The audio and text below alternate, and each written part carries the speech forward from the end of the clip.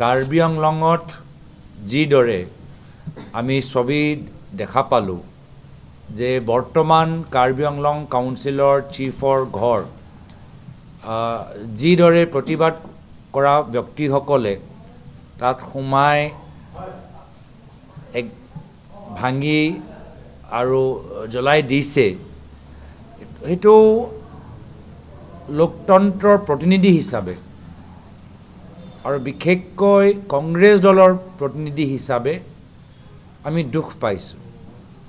যিহেতু কংগ্ৰেছ দল সদায় মহাত্মা গান্ধীৰ ৰাস্তাৰ ওপৰত আগবাঢ়ি যোৱা এটা দল আৰু প্ৰতিবাদ প্ৰয়োজন।